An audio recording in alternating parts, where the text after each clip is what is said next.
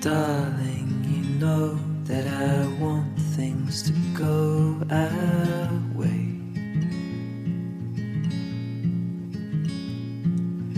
I'll try to reach you to lean every single day. I wanna be somebody that you wanna love. Don't wanna reach for another, wanna color your world.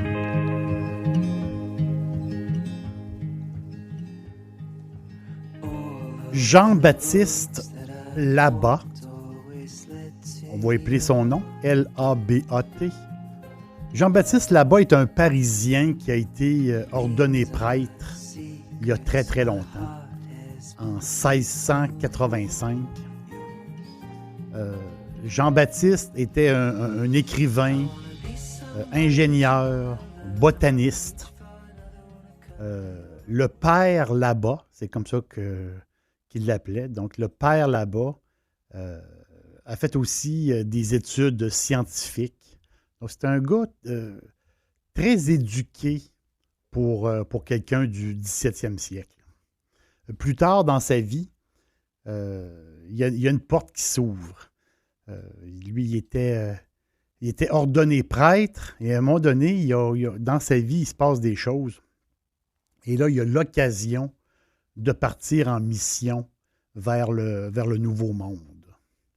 On est quand même au 17e siècle. Il débarque en Martinique et il va rejoindre ses frères là-bas, sa communauté. Sa communauté, c'est les Dominicains. Donc là-bas, s'est promené un peu partout dans les Antilles. C'est un gars qui a fait c'est un gars qui a voyagé beaucoup. Il a visité beaucoup. Il était même devenu un homme d'affaires. Il était beaucoup en business. C'était un gars qui était un grand défenseur de l'esclavage. Il possédait lui-même des esclaves qui travaillaient dans ses exploitations de canne à sucre. En Europe, à l'époque, le sucre venait uniquement des fruits et du miel. Il n'y avait pas d'autre sucre. Et l'arrivée de la canne à sucre, du sucre qui vient de la canne, ce commerce-là, ce nouveau commerce-là, c'est un peu comme le pétrole aujourd'hui. Donc, tout le monde en veut. Le père là-bas, lui, rentre en Europe après avoir... il rentre en Europe pour écrire ses mémoires, pour ses récits de voyage, parce que c'est un gars qui a visité... C'est un gars qui a vu plein de choses, là. Il a fait affaire avec des flibustiers, des pirates, des gars de contrebande. C'est un gars qui ne l'a pas eu facile. Il a même fait des batailles. Il s'est enrôlé contre des batailles contre les Britanniques. Il a même aidé à fortifier la Guadeloupe contre les envahisseurs. Donc, c'est un missionnaire dominicain-là qui s'est fait connaître beaucoup dans les Caraïbes, est mort en Europe. Il n'a jamais eu l'autorisation d'y retourner à la suite de ses mémoires. Mais qu'est-ce qui reste aujourd'hui du père là-bas? Qu'est-ce qui reste? C'est un nom qui veut dire quelque chose pour beaucoup. Quand on va dans les Caraïbes, c'est un nom qui veut dire beaucoup. Le père là-bas, qui avait des connaissances, à un moment donné, pour soigner des gens qui avaient la fièvre, il a découvert un breuvage particulier. Il avait vu des personnes faire des genres de mélanges d'eau à base de canne à sucre, de jus, de liquide. Et il s'est intéressé à ça. Puis il se servait de ce mélange-là comme médicament. Donc, il y a des gens qui avaient la fièvre et ils s'en servaient comme médicament. Et aujourd'hui, aujourd'hui, on l'appelle ça un peu plus raffiné, mais aujourd'hui, on l'appelle ça du rhum, tout simplement. Pour plusieurs, il est l'inventeur du rhum. Le rhum se divise en deux grandes familles.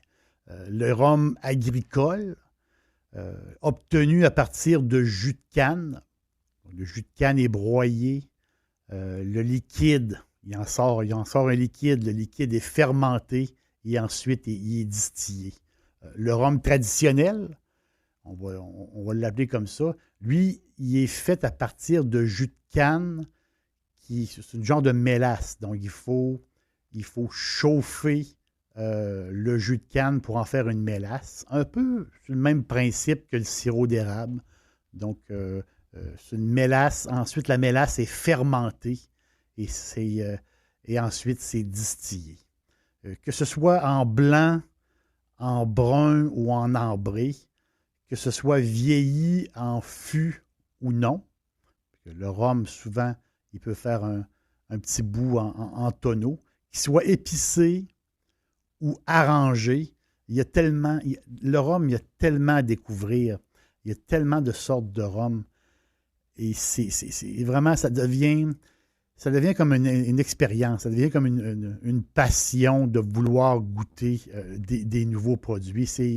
C'est vraiment, il y a beaucoup de choses. C'est un grand, grand voyage, le rhum. Mon amie Saint-Martinoise, que je vous ai parlé quelques fois dans des podcasts, un jour, elle m'invite à prendre un rhum en fin de soirée. Donc, on était dans une soirée très, très chaude à Saint-Martin. Elle m'invite chez eux pour prendre le petit drink de fin de soirée. Et là, on s'assoit, les pieds dans le sable. Petite table, les pieds dans le sable. Un début de nuit extraordinaire. Et là, je la vois partir avec une petite pelle. Et elle s'en va sur le bord d'un palmier nain. Et en dessous du palmier, elle se met à creuser, puis elle se met à creuser. Et là, elle sort de là une bouteille. C'est la première fois que je voyais ça. Elle sort de là une bouteille, une belle grosse bouteille trapue avec des décorations sur la bouteille. Et la bouteille était là depuis au moins un mois. Et c'était son rhum arrangé. Le rhum arrangé, donc, elle s'était mis du rhum dans cette bouteille-là. Elle a mis des bâtons de cannelle, anis étoilé. Il y a plein de recettes, là. Des rhums arrangés avec des fruits, des feuilles d'agrumes. Donc, ce goût-là de rhum arrangé, en plus, le rhum dans le sable, il a travaillé, il a eu chaud, il a eu froid. Et là, ça donne un goût incroyable à ces rhums-là. C'est typique. Ici, on connaît plein de rhums. Moi, mes préférés, Eldorado, qui vient de la Guyane. Bien sûr, il y a le Havana Club cubain, le Trois-Rivières de Martinique, le Mort-Bleu de Louisville, Québec. Il y a des centaines de rhums et des centaines de goûts. Mais mon préféré de tous les rhums que j'ai goûté, que j'ai la chance de goûter, oui, c'est celui de Daniel. C'est sûr que c'est celui de Daniel, son rhum arrangé.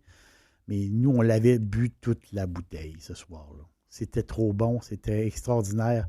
Et comme elle me disait, je ne fais jamais la même recette. Donc, ce goût de rhum arrangé-là, je l'ai redécouvert par hasard. Le rhum que j'adore le plus, c'est le Bumbu. Le Bumbu, 5 médailles d'or distillées à la Barbade. C'est distillé dans un endroit historique à la Barbade. Là-bas, ils utilisent la canne, ce qui est vraiment particulier, ils utilisent la canne de tous les horizons des Caraïbes et de l'Amérique du Sud. C'est la bouteille trapue avec la croix en X sur la bouteille. C'est un blend unique. C'est un blend c'est impossible d'en prendre seulement qu'un verre. C'est un rhum qui se prend pur. Ça goûte presque pareil, même je vais dire, c'est la copie du rhum de mon ami Daniel.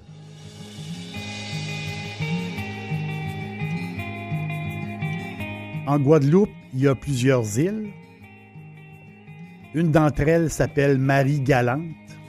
nommée par Christophe Colomb, Maria Galanta, lors de son deuxième voyage. Et là-bas, il y a 3 distilleries de rhum.